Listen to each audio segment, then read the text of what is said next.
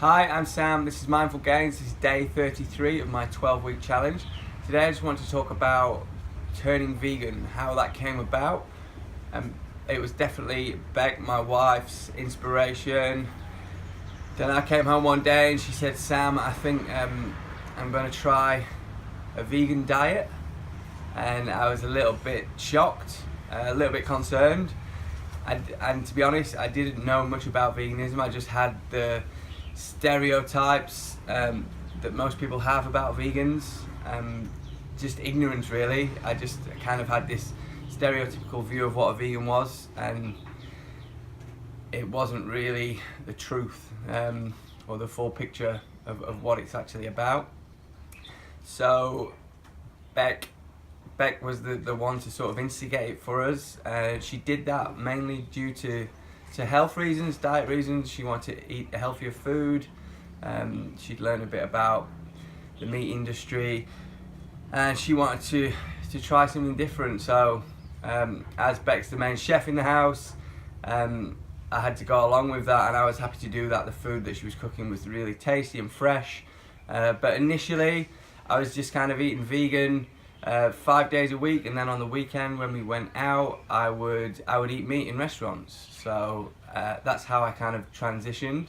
I didn't just go full-blown vegan. I mean, I've only actually been doing that for probably 6 months since we moved to Chiang Mai. Before that, I was still eating meat when I went out to restaurants and things like that. So I really hate the term veganism or vegan because I just think it's quite polarizing. It just sort of pigeonholes the movement or the lifestyle choice, and creates kind of an us versus them mentality. I don't think it's healthy, and I prefer to not label myself as a vegan. I think to me veganism is about awareness of your choices.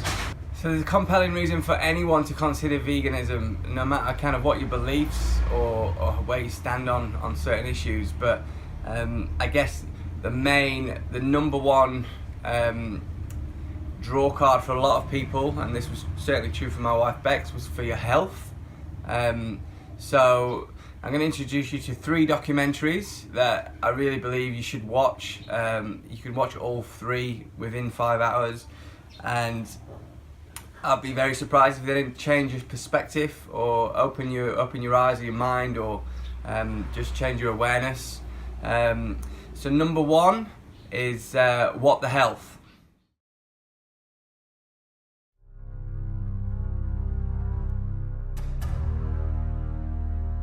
The diabetes, the arthritis, the heart disease, the dementia, the obesity, the cancers are affecting about 70% of deaths. We have an epidemic cascade of debilitating disease that's overcoming the country. 18% of children are morbidly obese right now. We're on par to have 1 in 3 people be diabetic in the next 25 years. That's crazy statistics. Have this very dangerous situation. Large amounts of these substances have unquestionably been associated with clogged arteries, high blood pressure, diabetes, autoimmune diseases. Absolutely, the science is solid. We're talking life and death.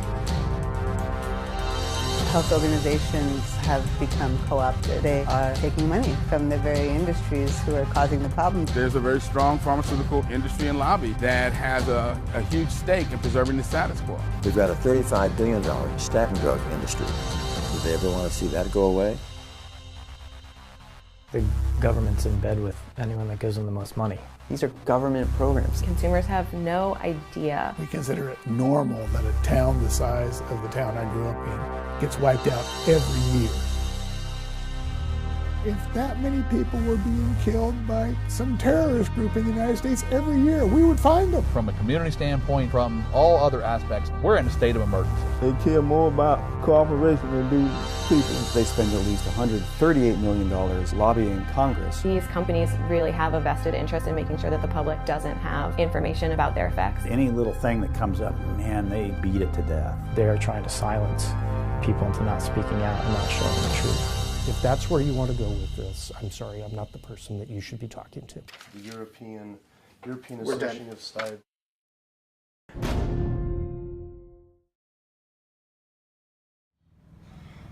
Number 2 is a documentary called Cowspiracy.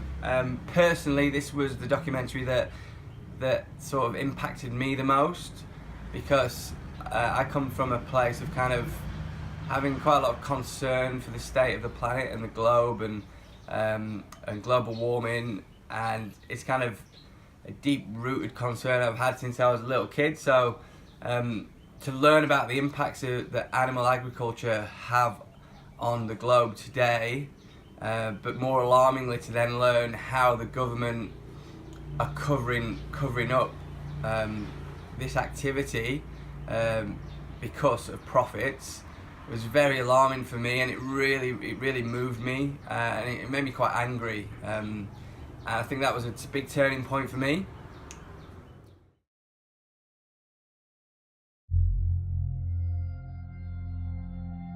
Do you think there should be any concern of us making this documentary? Of course. If you don't realize right now that you're putting your neck on the chopping block, you know, you better take that camera and throw it away.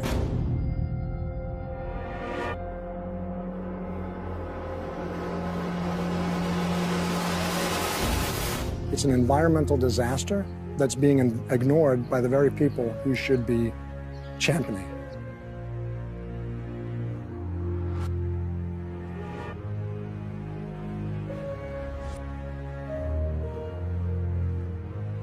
Let's look at the fundamental problem here. No one wants to talk about it. Because they're membership organizations, you know, a lot of them. They're looking to maximize the number of people making contributions. The leading cause of environmental degradation is...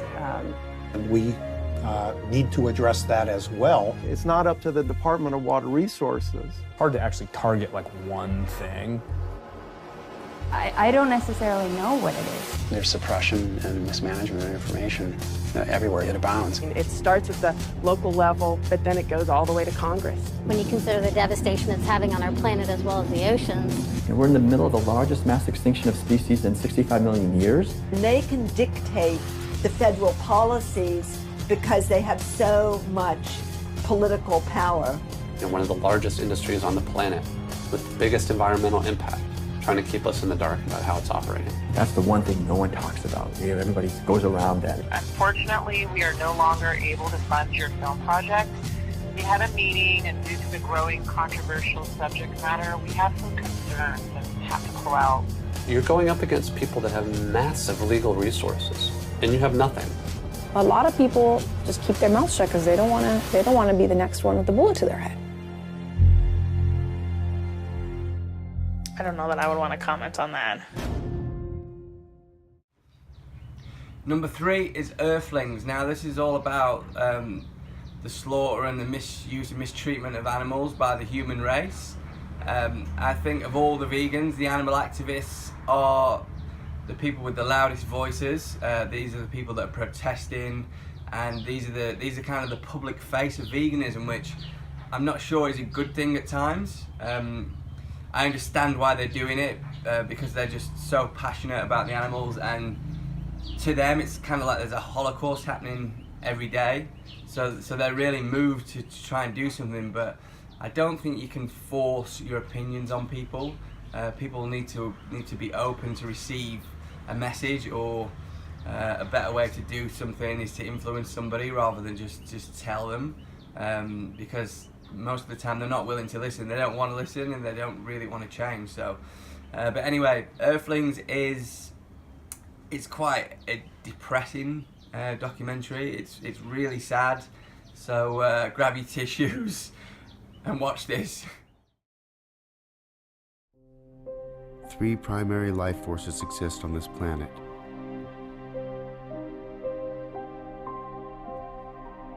Nature,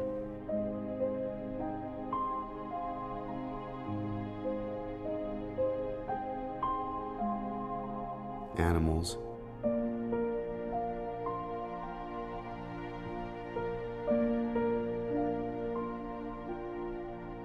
and humankind.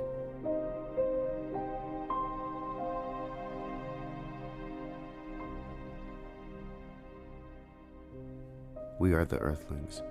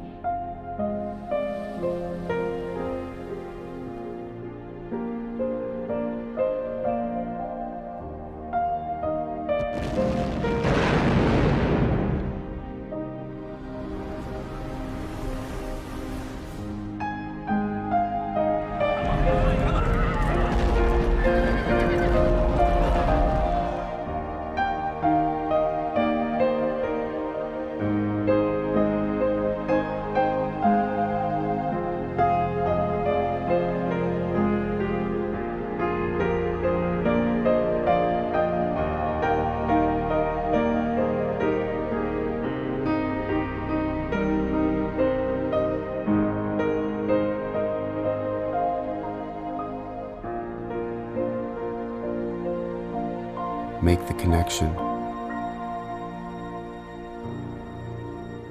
Earthlings.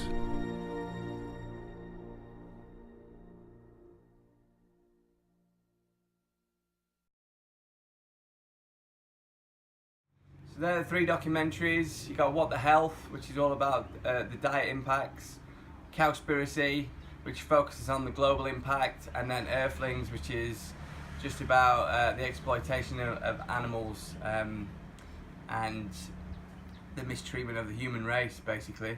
And when you pull that all together, it makes some hugely compelling story and a hugely compelling reason to question your everyday choices. Now, I'm not telling you go vegan, go vegan. I think to expect that from people is too much at times.